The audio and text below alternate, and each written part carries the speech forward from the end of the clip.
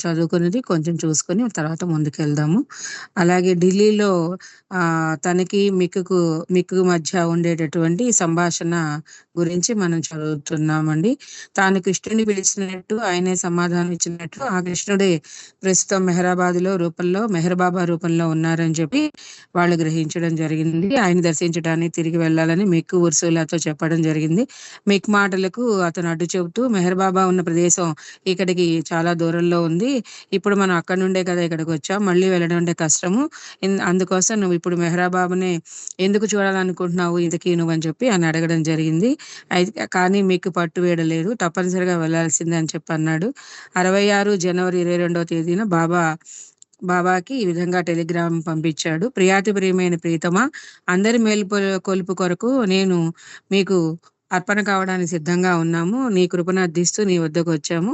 అహ్మద్‌నగర్‌లో నీ సన్నిధికి మేము రావచ్చా అని చెప్పి ఆ యొక్క ఉత్తరం యొక్క సారాంశము. 3 రోజుల తర్వాత బాబా నుండి సమాధానం ఇలా వచ్చింది. అహ్మద్‌నగర్‌కు మీరు రావద్దు. నన్ను హృదయపూర్వకంగా స్మరించండి. మీరు ఎక్కడ ఉన్నా నా సాన్నిధ్యాన్ని అనుభూతి చెందుతారు. మీకు నా ప్రేమాశీస్సులు. న్యూఢిల్లీలోని ప్రెసిడెంట్ ఎస్టేట్లో ఉన్న 16 నెంబర్ ఇంట్లో నివాసం ఉంటున్న నా ప్రేమికుడు వాసుదేవ్ కేని కలవండి అని చెప్పి ఆ రిప్లైలో ఉండేటటువంటి సారాంశము. ఇక్కడి నుంచి మనం ఇప్పుడు ఈరోజు మనం చదువుకోవాలి. టెలిగ్రామ్ అందుకున్న మిక్ తమ గురించి బాబా క్షణమాత్రం ఆలోచించారని భావించి ఆనందంతో కన్నీళ్లు పెట్టుకున్నాడు. వారిద్దరూ వాసుదేవ్ కేయిన్ ఇంటికి వెళ్లారు. కేయిన్ ఇంటిలో వారికి ఆశ్రమం ఇవ్వద్దని, ఎటువంటి ఆర్థిక సహాయం చేయవద్దని బాబా ముందుగానే కేయిన్కు సూచించారు. అయినప్పటికీ కేయిన్ బాబా ప్రవచనాలన్నింటినీ మిక్కు ఇచ్చాడు. ఒక పుస్తకాల షాపులో గాడ్ స్పీక్స్ గ్రంథాన్ని కొనుక్కొని ఏకబిగిన ఒకేసారి చదివేశాడు మిక్. ఆ తరువాత అతడు గాడ్ స్పీక్స్ గురించి మాట్లాడుతూ, నా జీవితంలో ఆ గ్రంథ పఠనం బుద్ధిపరంగా ఎంతో గొప్ప అనుభవాన్ని అందించింది. వేడిగా ఉన్న టోస్ట్ పైన రాసిన వెన్నెల గాడ్ స్పీక్స్ లోని విషయం నా మనసు లోతుల్లోకి వెళ్ళిపోయింది. ఆ గ్రంథంలోని పదాలు నా లోపల నుండి వచ్చినట్లుగా అనిపించాయి. ఆ గ్రంథంలో బాబా చూపిన అధికార ప్రామాణికతను నేను ఇంతవరకు ఎప్పుడూ చవి చూడలేదు అంటూ మీకు తర్వాత చెప్పాడు. కేయిన్ సూచన మేరకు వారు తమను గురించి మరిన్ని వివరాలు తెలియచేస్తూ బాబాకు మళ్ళీ ఉత్తరం రాశారు. ఆ ఉత్తరానికి ఆది సీనియర్ ద్వారా బాబా ఇలా ప్రత్యుత్తరాన్ని పంపించారు. అది 1966 జనవరి 29వ తేదీన. ప్రియమైన మిక్ హే మిల్టన్, 23వ తేదీన నీవు ప్రేమతో రాసిన ఉత్తరంలోని పంక్తులను ప్రియతమ బాబా ఏకాంతవాసంలో ఉన్నప్పటికీ చదివి వినిపించాము. బాబా పట్ల మీ భావాలను చక్కటి రీతిలో వ్యక్తపరిచినందుకు బాబా ఎంతో సంతోషించారు. అయితే ఆయన ఏకాంతవాసంలో ఉన్నందున నీవు నీ భార్య ఆయన వద్దకు రాకూడదని కోరుకుంటున్నారు. అంతేకాకుండా మీరు నాకు అంటే ఆది ఇరానీకి లేఖ రాయవచ్చని చెప్పారు. ఇండియాలో మీ ప్రణాళికలు, కార్యక్రమాల గురించి, మీరు ఇంకా ఎంతకాలం ఇండియాలో ఉండబోయేది, ఎప్పుడు తిరిగి వెళ్ళేది, ఈ విషయాలను నాకు తెలియచేయవచ్చును. మీరు వీలైనంత త్వరగా తిరిగి ఇంటికి వెళ్ళిపోవాలని ప్రీతం బాబా ఆశిస్తున్నారు. మీరెక్కడ ఉన్నా, ఎక్కడికి వెళ్ళినా బాబాను హృదయపూర్వకంగా స్మరించాలని బాబా కోరుకుంటున్నారు. మీ ఇద్దరికి ప్రియతమ బాబా ప్రేమాశీస్సులు పంపిస్తున్నారు. ప్రస్తుతం తానున్న కఠిన ఏకాంతవాసనం కారణంగా తన ప్రేమికులెవ్వరినీ చూడడం లేదని బాబా మరొకసారి సూచిస్తున్నారు. గౌరవ ప్రపత్తులతో మీ భవదీయుడు ఆదికే ఇరానీ. పై ఉత్తరం యొక్క కాపీని అదే రోజు ఆది సీనియర్ వాసుదేవ్ కేయిన్కి పంపిస్తూ ఇలా వ్రాశాడు. హే మిల్టన్ దంపతులు తిరిగి తమ ఇంటికి తొందరలోనే చేరుకొని బాబాని హృదయపూర్వకంగా స్మరించడాన్ని కొనసాగించాలని బాబా ఆశిస్తున్నారు. ఈ విషయాన్ని నీవే ఆ దంపతులకు తెలియచేయాలని బాబా కోరుతున్నారు.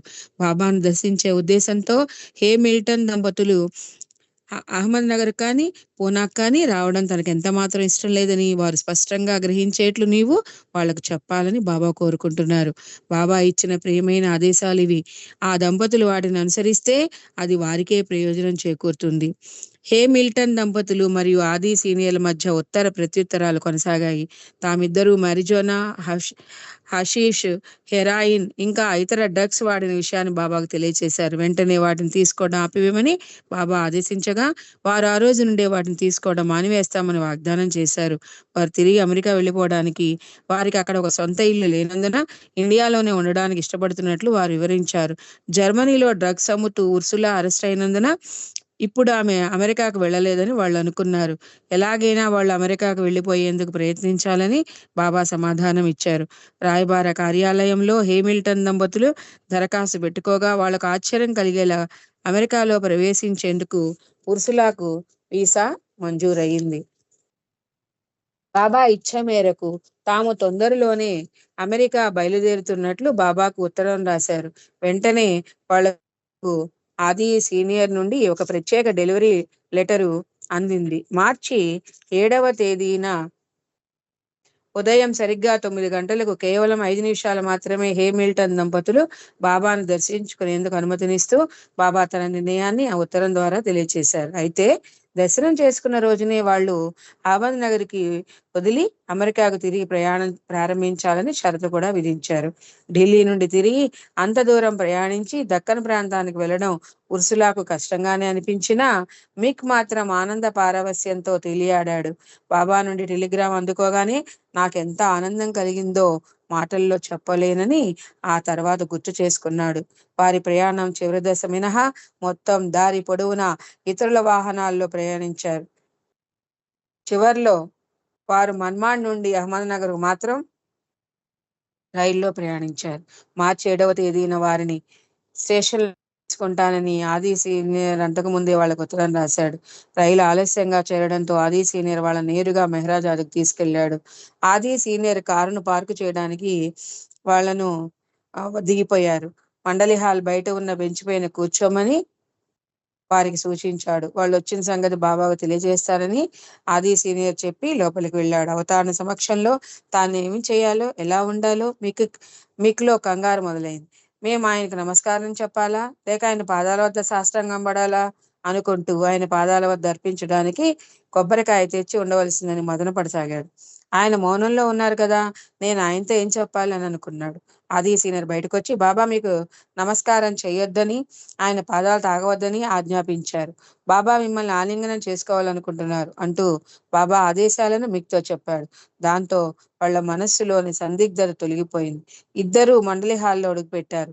ముందు మండలి వాళ్ళు కనబడ్డారు. కుడివైపు తిరిగి చూడగా బాబా కుర్చీలో కూర్చుని ఉన్నట్లు తన ఎదుటికి వచ్చి ఆలింగనాన్ని అందుకోమని బాబా సౌజ్ఞ చేశారు. మొదట మిక్, ఆ తర్వాత ఉర్సులా వెళ్లారు. తనకు ఎదురుగా ఉన్న గోడ వద్దకు వెళ్లి కూర్చోమని బాబా చెప్పారు. బాబా కుర్చీ ప్రక్కనే నేలపైన ఆది సీనియర్ కూర్చున్నాడు. అప్పటి తన అనుభవాన్ని మిక్ తర్వాత ఇలా గుర్తు చేసుకున్నాడు. నా కళ్ళు నేరుగా 4-5 అడుగుల దూరంలో కూర్చున్న బాబా వైపు చూశాయి. నేను ఆయన వైపు అడుగులు వేయసాగాను. నడుస్తున్న కొలది ఆ గది రాను రాను పెద్దదిగా అవుతున్నట్లు అనిపించింది. నిజానికి బాబా చాలా దగ్గరలో ఉన్నారు. అయినప్పటికీ ఎంతో దూరంగా ఉన్నట్లు అనిపించింది. నేను బాబా ఉన్న చోటికి వెళ్ళగలనా అని భయపడ్డాను. ఇంతలో అకస్మాత్తుగా బాబా చేతులు పైకి లేపి తన చేతుల్లోకి నన్ను తీసుకుని ఆలింగనం కోసం దగ్గరకు లాక్కున్నారు. ఆయన స్పర్శ నా శరీరంపై కదలాడుతూ ఉంటే ఆ కలిగిన అనుభూతి నా జీవితంలో ఎన్నడూ పొందనట్టిది. అత్యంత విలువైనది, శాశ్వతమైనది. నా భుజాలపైన ఆయన సృజించిన చోట నేను ఇప్పటికీ ఆయన చేతి స్పర్శను అనుభూతి చెందుతూ ఉంటాను. నా జీవితంలో నేను మరొకరిచే ఇంతలా స్వీకరింపబడే అనుభూతిని ఇది వరకు ఎప్పుడూ పొందలేదు. అప్పటి వరకు నాలో ఉన్న జంకు గొంకు అన్నీ పూర్తిగా తొలగిపోయినట్లు అనిపించింది. నా గురించి నాకు తెలిసిన దానికంటే ఎక్కువగా బాబాకే తెలుసునని నాకు అవగతమైంది. నేను అర్థం చేసుకోలేని ఒక అద్భుతమైన అసాధారణమైన రీతిలో ఆయనే నా నిజ స్వరూపాన్ని అయ్యారు. మెహర్ బాబాను దర్శించుకున్న ఉర్సులా అనుభూతి ఇలా ఉంది. బాబా సౌజ్ఞ చేస్తుంటే ఏ రోజు వాటిని మాటల్లో వేస్తూ ఉంటే నేను గమనించిన విషయం బాబా చాలా నాసిగా అనిపించారు. అంటే ఒక చిన్న ఆకృతిగా అనిపించారు అనమాట. ఆయనది భారీ శరీరం కాదు. ఆయన కూర్చున్న కుర్చీలో సరిగ్గా ఇమిడిపోయారు. బాబా బాగా పాలిపోయినట్లు కనిపించారు. ఆయన శరీర ఛాయ ఆరోగ్యకరంగా కనిపించలేదు. ఇంచుమించు బూడిద రంగులో ఉంది. బాగా అలసటగాను వయసు పైబడినట్లుగాను కనిపించారు. ఆయనను అలా చూసి నేను ఆశ్చర్యపోయాను. కానీ బాబా సంభాషించడం ప్రారంభించేసరికి ఆయన ఎంతో భిన్నంగా కనిపించారు. అప్పుడు అలసినట్లు, వయసు పైబడినట్లు, అనారోగ్యంగా కనిపించలేరు. ఆయన నేత్రాలు ఎంతో శక్తివంతంగా ఉన్నాయి. అటువంటి కళ్ళను నేను ఇంతవరకు చూడలేదు. అవి ఎంతో అందంగా, ప్రేమపూర్వకంగా, వాత్సల్యభరితంగా, ఎంతో శక్తివంతంగా ఉన్నాయి. బాహ్యంగా ఉన్నట్లు కనిపించే శారీరక బలహీనతలన్నింటినీ ఆయన నేత్రాలే సంరక్షిస్తున్నట్లు అనిపించింది. బాబా కళ్ళు ఎక్కడ 1, 2 క్షణాల కంటే ఎక్కువసేపు నిలవకుండా గది నలుమూలలా దూసుకుపోతున్నాయి. కుర్చీ చేతులపై ఆయన చేతులు ఆనిచ్చారు. చేతి వ్రేళ్లు వలయాకారంలో వేగంగా కదులుతున్నాయి. ఆ దృశ్యం చూడమనోహరం. బాబా పాదాలు, చేతులు ఒక యువతి పాదాలు, చేతుల వలె ఎంతో అందంగా ఉన్నాయి. రాత్రి బాగా నిద్రపోయారా అని బాబా వారిని అడిగారు. నిజానికి వారు ఆ రోజు రాత్రి ఒక్క క్షణం కూడా నిద్రించనప్పటికీ చాలా బాగా నిద్రపోయాం బాబా అని చెప్పారు. మిక్ వైపు చూస్తూ బాబా, నీ ఆరోగ్యం బాగానే ఉందా? చూస్తుంటే నీరసంగా కనిపిస్తున్నావు అని అడిగారు. నేను బాగానే ఉన్నాను బాబా, నేను ఎప్పుడూ ఉండే బరువు ఇదే అని మిక్ జవాబిచ్చాడు. నీవు ఇంకా ఎక్కువ చపాతీలు తినాలి అంటూ బాబా చపాతీలు ఒత్తుతున్నట్లు చేతులతో చూపించారు. మిక్ గడ్డం పెంచుకున్నాడు. ఆ సమయానికి north Vietnam communist president Ho Chi Minh కూడా గడ్డం కలిగి ఉన్నాడనమాట. బాబా మిక్కును గుర్తించి చెప్పేటప్పుడు గడ్డాన్ని లాగి చూపించేవారు. ఉర్సులాను సూచించడానికి ఇంగ్లీష్ అక్షరం యును తన బొటని వేలుతో చూపుడు వేలు ఉపయోగించి చూపించేవారు. మీకు పిల్లలు ఉన్నారా అని అడగా లేరు అని సమాధానం ఇచ్చారు. అప్పుడు బాబా, మీకు పిల్లలు కావాలా అని అడిగారు. వద్దు అని మీకు చెప్పాడు. ఇప్పుడు కాదు, తర్వాత కావాలి అని ఉర్సులా చెప్పింది. అప్పుడు బాబా, నేనిప్పుడు ఎవరిని సంతోషపెట్టాలి? మిక్, నీవు ఉర్సులాను ప్రేమిస్తే ఆమెను సంతోషపెట్టమని చెప్పాలి. అలాగే ఉర్సుల, నీవు మిక్కును ప్రేమిస్తున్నట్లయితే మిక్ అభీష్టాన్ని మన్నించమని నీవు నాతో చెప్పు అన్నారు. బాబా తనను తాను సంతోషపరుచుకోవాలని అర్థం స్ఫురించేలా మిక్ జవాబు ఇచ్చాడు. అదే క్షణంలో బాబా ఎంతో గంభీరంగా కనిపించారు. గది అంతటా నిశ్శబ్దం ఆవరించింది. క్రమంగా తగ్గినట్లు అనిపించింది. అప్పుడు బాబా, మీరు డ్రగ్ తీసుకోవడం మానేశారా అని అడిగారు. అవును బాబా, మీ ఆదేశం మాకు అందిన వెంటనే మానేశాం అని ఇద్దరూ చెప్పారు. అప్పుడు బాబా ఎంత సుందరంగా చిరునవ్వు చిందించారు అంటే, యావత్ ప్రపంచము ఆనందంలో తేలియాడిందా అన్నట్లుగా ఉంది ఆయన నవ్వు. ఆయన ఆదేశాన్ని మేం అమలుపరిచినందుకు బాబా సంతోషంగా ఉన్నారు అని స్పష్టమైందంటూ ఉర్సులా గుర్తు చేసుకుంది. బాబా చిరునవ్వు నవ్వితే చాలు, పరిసరాల సమస్తము వెలుగులతో నిండిపోతాయి. పైకి వెళుతుంది, గది గోడలు విస్తరిస్తాయి అంటూ మిక్ తనలో ఆనాడు కలిగిన భావాన్ని గుర్తు చేసుకున్నాడు.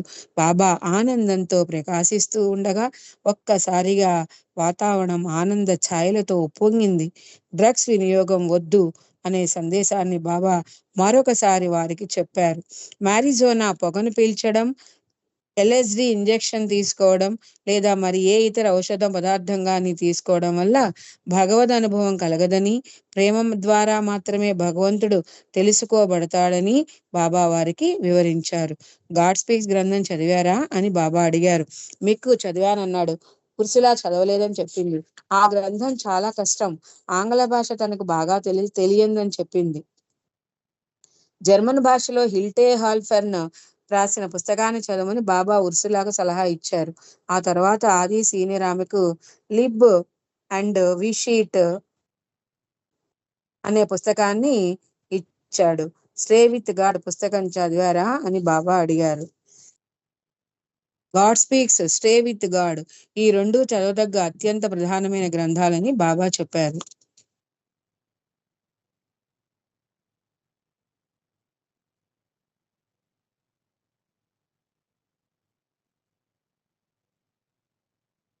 అంటే లవ్ అండ్ విజ్డమ్ అనే పుస్తకము, ఇక్కడేమో లివ్ అండ్ విషీట్ అని ఉంది తెలుగులో. ఇది లవ్ అండ్ విజ్డమ్ అనే పుస్తకం అన్నమాట. God speaks, stay with God ఈ రెండు చదవదగ్గ అత్యంత ప్రధానమైన గ్రంథాలని చెప్పారు బాబా. కొన్ని నిమిషాల తర్వాత బాబా, నన్ను మీరు ఎవరిని అనుకుంటున్నారు? ఎవరినిగా నన్ను మీరు పరిగణిస్తున్నారని మిక్ని అడిగారు. మీరు సజీవమైన క్రీస్తు అని మిక్ జవాబు చెప్పాడు. బాబా సజీవుడైన క్రీస్తు అనే విషయాన్ని మిక్ తనతో ఎప్పుడూ చెప్పకపోవడంతో ఉర్సుల ఒక్కసారిగా ఆశ్చర్యానికి లోనైంది. బాబా ఆమెను చూస్తూ, నేను ఎవరినని నీవనుకుంటున్నావు అని అడిగారు. దాని పట్ల నాకు అవగాహన లేదు, నాకు తెలియదు అని చెప్పింది. నేను మానవ రూపంలో ఉన్న భగవంతుడను. ఆ భగవత్ స్థితిని నేను నిరంతరం అనుభూతి చెందుతూ ఉంటాను. కనుక నాకు నేను భగవంతుడని తెలుసు. నీవు ఒక స్త్రీవని నీకు తెలిసినట్టుగానే నేను భగవంతుడని నాకు తెలుసు. నేను స్త్రీనా లేక పురుషుడినా అని నిన్ను నీవు ఎప్పుడూ ప్రశ్నించుకోవు. అదేవిధంగా నిరంతర అనుభవం ద్వారా నేను మానవ రూపంలో ఉన్న భగవంతుడనని నాకు తెలుసు. బాబా ఆ విధంగా చెప్పినప్పుడు తనకు ఎలా అనిపించిందో ఉర్సుల తర్వాత ఇలా గుర్తు చేసుకుంది. నేను అక్కడే హాల్లో కూర్చుని ఉన్నాను. బాబా నేరుగా నా వైపు చూస్తూ తాను భగవంతుడని చెప్పారు. ఆ విషయం నా మనసును చెదరగొట్టేసింది. నాలో కలిగిన ఒకే ఒక్క భావము, గ్రహించిన విషయం ఏమిటంటే బాబా తాను ఎవరినని చెబుతున్నారో అదే ఆయన అని తెలుసుకున్నాను. ఈ విషయాన్ని అధికారిక ప్రామాణికతో చెప్పడము, ఆయన చెప్పిన విధానము నా మనసులో ఎటువంటి సందేహానికి తావివ్వలేదు. అంత సరళమైన రీతిలో చెప్పడం జరిగింది. బాబా మాటలు నాలోని సందేహాలను పటాపంచలు చేసేశాయి. నాపై తీవ్ర ప్రభావాన్ని చూపించాయి. నాకు తెలియకుండానే నేను ఏడవడం మొదలుపెట్టాను. నిగ్రహాన్ని పూర్తిగా కోల్పోయాను.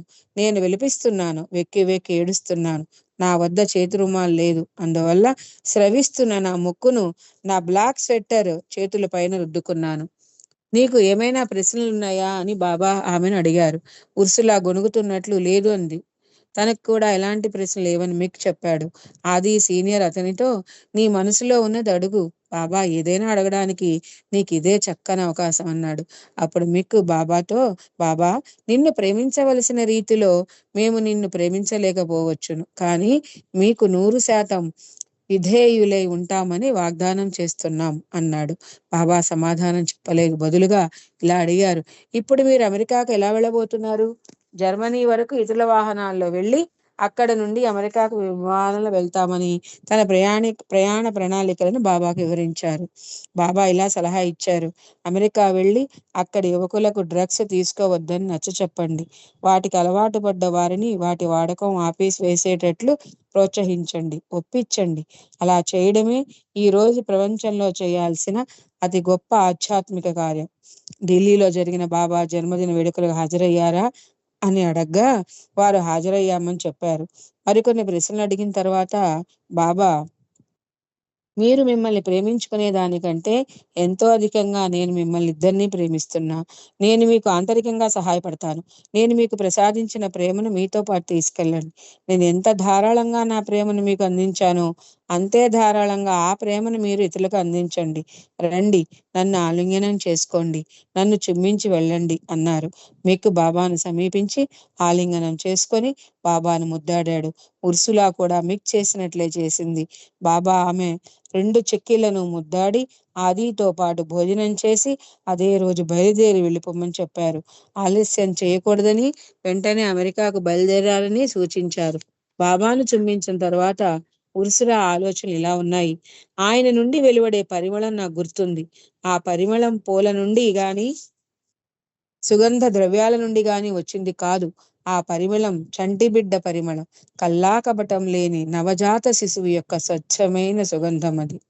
వారు ఆది సీనియర్తో పాటు ఖుస్రూ క్వార్టర్స్ లో మధ్యాహ్న భోజనం చేస్తుండగా వారికి డబ్బేమైనా కావాలా అంటూ బాబా నుండి వార్త వచ్చింది. వారు అడిగితే ఆది సీనియర్ వారికి డబ్బు ఇవ్వాల్సి ఉంది. తమ తిరిగి ప్రయాణానికి సరిపడా డబ్బు తమ వద్ద ఉందని చెప్పి ఆది సీనియర్ నుండి డబ్బేమీ తీసుకోలేదు. వారు ఆ రోజు మధ్యాహ్నం అహ్మద్ నగర్ నుండి బయలుదేరి భూమార్గంలో జర్మనీ చేరుకున్నారు. అక్కడ నుండి అమెరికాకు విమానంలో వెళ్ళిపోయారు. మిక్ ఉర్సులాలు మొదట న్యూయార్క్ సిటీలో మకాన్ చేసి అక్కడి నుండి కాలిఫోర్నియాకు ప్రయాణం అయ్యారు. అక్కడ వారు రాబర్ట్ డ్రేఫ్రస్, రిక్ చాప్మాన్, ఎలెన్ కోహెచ్, పాలా గోర్జర్ మరికొంతమందిని కలిశారు. మిక్ ఉర్సులా కూడా వారి వలె కాలేజీ విద్యార్థులకు, హిప్పీలకు, ఎల్సిడి వ్యసనపల్లకు బాబా సందేశాన్ని అందచేసి ఏ రకమైన డ్రగ్స్ వాడవద్దని హెచ్చరించారు. ఇది ఇలా ఉండగా కేకి నానా వాళ్ళ కుమారుడు నౌషర్వాన్ అంటే 19 సంవత్సరాల కుర్రాడు డెహ్రాడూన్లో కాలేజీలో చదువుతున్నాడు. అతడు 1965 మే నెలలో పూణేలో బాబాను దర్శించుకున్నప్పటికీ అప్పటి నుండి వింతగా ప్రవర్తించడం మొదలుపెట్టాడు. 1966 మార్చి 19వ తేదీన అకస్మాత్తుగా సర్వమో త్యజించి నేరుగా మెహరాజాద్ వెళ్ళాలని, అక్కడ బాబా మండలిలో ఒకనిగా బాబాతో జీవించాలని నిశ్చయించుకున్నాడు. ఒకవేళ బాబా నిరాకరిస్తే తాను ఏదో ఒక మారుమూల గుహలో ఉండి బాబాను ధ్యానిస్తానని చెప్పాడు. చదువుతున్న ఫైనల్ ఇయర్ డిగ్రీ పరీక్షలు దగ్గర అప్పటికి వాటికి హాజరు కాకూడదని నిర్ణయించుకున్నాడు. అతడు తన నిర్ణయం గురించి తల్లికి చెప్పాడు. ఆమె నౌషర్వాన్ నిర్ణయాన్ని తెలియచేస్తూ బాబాకు రహస్యంగా టెలిగ్రామ్ పంపింది. మార్చి 22వ తేదీన బాబా నౌషర్వాన్కు ఇలా టెలిగ్రామ్ పంపించారు. నీవు సన్యసించవలసిన అవసరం లేదు. నీ పరీక్షలకు హాజరవు. 1967 సంవత్సరం చివరి వరకు నా దర్శనం ఉండదు. నా నిజస్థితి ఒకనాటికి నీకు తెలిసే విధంగా నా కృప నీపై ఉంటుందని గ్రహించి నిశ్చింతగా ఉండు. నీకు, నీ ఇంటిలో వాళ్ళందరికీ నా ప్రేమాశీస్సులు. దీంతో పాటు నౌషర్వాన్కు బాబా ఈ లేఖను కూడా పంపించారు. ఆధ్యాత్మిక సాధకులకు సన్యాసం వల్ల ఎలాంటి ప్రయోజనం ఉండదు. అవతారుణ్ణి ప్రేమిస్తూ ఆయన నుండి నేరుగా మార్గదర్శకత్వం పొందేవారు సన్యసించనక్కర్లేదు. అవతారుని ప్రేమికులు ఆయన ఆదేశాలకు విధేయులై ఆయన హృదయపూర్వకంగా ప్రేమిస్తే చాలు. నీ చదువు పట్ల శ్రద్ధ వహించు. పరీక్షలకు హాజరవ్వు. ఆ పరీక్షల్లో ఉత్తీర్ణుడివై ది గ్లో పత్రిక యొక్క సంపాదకత్వాన్ని కొనసాగించు. నేను చెప్పే ఈ విషయాలను ఆచరించడం నీ బాధ్యత. అవతారుని మార్గదర్శకత్వం లభించిన సాధకునికి దానిని మించిన విషయం వేరేదీ లేదు. నీ ప్రాపంచిక కర్తవ్యాలను నిర్వహిస్తూ బాబాను మరింత ఎక్కువగా ప్రేమించు. నీ ఆరోగ్యం పట్ల తగినంత శ్రద్ధ వహించు. బాబా నీతోనే ఉన్నట్లుగాను నీవు బాబాకు ఎంతో ప్రియమైన వానిగా అనుకుంటూ సంతోషంగా ఉల్లాసంగా ఉండు. మార్చి 24వ తేదీన మెహరాజాదుకు పిలిపించి నౌషర్వాన్కు పంపించమని మరొక టెలిగ్రామ్ ఇచ్చారు. ఏనాటికైనా నీవు నా నిజస్థితిని తెలుసుకోవాలి అనుకుంటే నా ఆదేశాలను తూచా తప్పకుండా పాటించు. నీ చదువు పట్ల, గ్లో పత్రిక పట్ల నీ మొత్తం దృష్టి పెట్టు. నీ ప్రస్తుత వైఖరిని తప్ప మరి దేనిని త్యజించవలసిన అవసరము లేదు. బాబాకు విధేయుడనై ఉంటానని నౌషర్వాన్ బాబాకు టెలిగ్రామ్ ద్వారా తెలియచేశాడు. హేరూచ్ ద్వారా బాబా ఇలా ఉత్తరం రాయించారు. నీ జవాబు బాబాకు అమితానందాన్ని ఇచ్చింది. దైవీ మానవునికి విధేయత చూపడమే మానవ రూపంలో ఉన్న భగవంతునికి చేసే అతి ఉన్నతమైన ఆరాధన అని బాబా ఇలా చెప్పారు. మళ్ళీ పరీక్షలకు హాజరవు. హృదయపూర్వకంగా బాబాకు విధేయుడవై ఉన్నంత వరకు పరీక్షల్లో పాస్ అయినా ఫెయిల్ అయినా అంత ముఖ్య విషయం కాదు. ఫలితాన్ని బాబాకు వదిలిపెట్టు. 4 నెలల తర్వాత 1966 జూలైలో ప్రేమ వడిలో ఇన్ ల్యాప్ ఆఫ్ లవ్ అనే టైటిల్తో పద్యాలతో కూడిన ఒక చిన్న పుస్తకాన్ని బాబాకు అంకితం చేస్తూ నౌషర్వాన్ తన రచనను ప్రచురించాడు. ఆ పుస్తకం ముఖభాగంలో బాబా ఇచ్చిన ఈ సందేశము ముద్రించబడింది. నీ కలం వ్రాసే కవితలను భగవంతుడు వినడు. నీ హృదయగానాన్ని ఆయన వింటాడు. మెహర్ ఆశ్రమ బాలుర పాఠశాలలో 1927-28 సంవత్సరంలో ప్రిన్సిపాల్ గా పనిచేసే డాకే ఫాల్కర్ క్రమం తప్పకుండా బాబాకు గ్రీటింగ్ కార్డులు, సమాచారాలతో కూడిన నోట్స్ పంపుతూ ఉండేవాడు. ఏ రోజు వాటిని బాబాకు చదివి వినిపించేవాడు. డాకే రాసిన ఒక ఉత్తరాన్ని జవాబుగా మార్చి 23వ తేదీన బాబా ఇలా వ్రాయించారు. నీవే భగవంతుడని తెలియక భగవంతుడి కోసం అన్వేషిస్తున్నావు. నీ ప్రీతముడైన బాబాను ప్రగాఢంగా ప్రేమిస్తూ కూడా నీవు ఆ విషయం తెలుసుకోలేక బాబాను ప్రేమించాలని తహతహలాడుతున్నావు. అంతేకాకుండా నీ ప్రేమకు బాబా చాలా సంతోషిస్తున్నారు. అయినప్పటికీ బాబాను ప్రేమిస్తున్నది లేనిది నీకు తెలియదు. ఇదే సమయంలోనే షిరీన్ దమానియాను మెహరాజాదుకు మార్చి 26వ తేదీన ఉదయం 9 గంటలకు పిలిపించారు. ఆమె ఆరోగ్యం చాలా ఏళ్లుగా సరిగ్గా లేదు. ఆమెను ఉద్దేశించి బాబా నీవు ఇలా అన్నారు. నీవు చనిపోవు, నా అవతార వైభవాన్ని చూస్తావు అంటూ భరోసా ఇచ్చి ఆరోగ్య విషయంలో శ్రద్ధ వహించమని కోరారు. 1965 అక్టోబర్ మాసంలో న్యూయార్క్ వరల్డ్ ఫెయిర్ ముగిసిన వెంటనే జేన్ హెన్సెన్ ఆమె 3 పిల్లల్ని జాన్ చార్లెస్ మరియు లెండి మిటల్ బీచ్ కు తిరిగి వెళ్లిపోమని బాబా ఆదేశించారు. అక్కడ ఆమె మిటల్ బీచ్ మెహర్ స్పిరిచువల్ సెంటర్లో ఎలిజబెత్ పాటర్సన్ మరియు కిట్టి డేవికి పనిలో సహాయపడమని బాబా ఆమెను ఆదేశించారు. మిటల్ బీచ్ సెంటర్లో ప్రాపర్టీలో బాబా హౌస్ కి ఎలిజబెత్ ఇంటికి దగ్గరలో ఇల్లు కట్టుకునేందుకు జేన్ కు బాబా అనుమతినిచ్చారు. 1966 మార్చి నెలలో ఆమె గృహ నిర్మాణం ప్రారంభించింది. ఆధ్యాత్మిక కవల సోదరులిగా జేన్ ను స్వీకరించిన ఎలిజబెత్ ఆమెను ప్రేమించింది. గృహ నిర్మాణానికి కావలసిన ధన సహాయం చేసింది. ఆ తర్వాత అదే సంవత్సరం హేన్స్ కుటుంబం నూతన గృహంలోనికి మారినప్పుడు బాబా ఇలా టెలిగ్రామ్ పంపించారు. జేన్ ఆమె 3 పిల్లలతో నా సెంటర్లో ఉన్నందున నా సత్య ప్రేమ సందేశాలకు అనుగుణంగా జీవిస్తూ వారు తమతో పరిచయం ఉన్న వారందరికీ నా సందేశాన్ని అందించాలి. వారు నాకు చాలా ప్రియమైన వారు కాబట్టి ఎట్టి పరిస్థితుల్లోనూ వాళ్ళు నాకు ఆశాభంగం కలిగించరని మరియు నిరాశపరచరని అనుకుంటున్నాను. అవతార్ మెహర్ బాబాకి జై. జయ వసుధ గారు. థ్యాంక్ యూ బాబా. తప్పులుంటే క్షమించండి బాబా. జై బాబా వాణి గారు, చక్కగా వినిపించారు. మాకు బాబా విషయాలన్నీ తెలియజేశారు. అందరికీ అర్థమైన రీతిలో చదివి వినిపించారు. జై బాబా మీకు. ఇప్పుడు హారతి టైం అయిందండి. హారతి నాకే రాశారు, నేను పాడుతున్నాను. అవతార్ మెహర్ బాబాకి జై. దేవాది దేవా ప్రేమ స్వభావ ప్రభో మెహరు బాబా ప్రియతమా మనసు హారతి దే, ప్రియతమా మనసు హారతి దే. దేవాది దేవా ప్రేమ స్వభావ ప్రభో మెహరు బాబా ప్రియతమా మనసు హారతి దే, ప్రియతమా మనసు హారతి దే. ప్రేమ జ్యోతి మా హృది వెలిగించు, కామ క్రోధముల మది తొలగించు. దామను వీడక నిన్ను ప్రేమించు, దామను వీడక నిన్ను ప్రేమించు. మము కరుణించవయా ప్రియతమా మనసు హారతి దే, ప్రియతమా మనసు హారతి దే. నీ దివ్య నామమే మదిని స్మరించు, నీ దివ్య రూపమే హృది తిలకించు. నీ దివ్య పదములే ఆరాధించు, నీ దివ్య పదములే ఆరాధించు. మము కరుణించవయా ప్రియతమా మనసు హారతి దే, ప్రియతమా మనసు హారతి దే.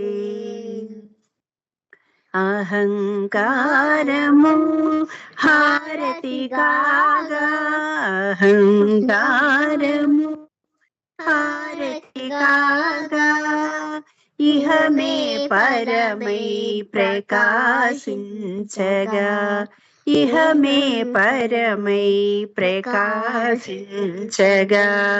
పాహి శరణు సాయుజ్యము పొందగా, పాహి శరణు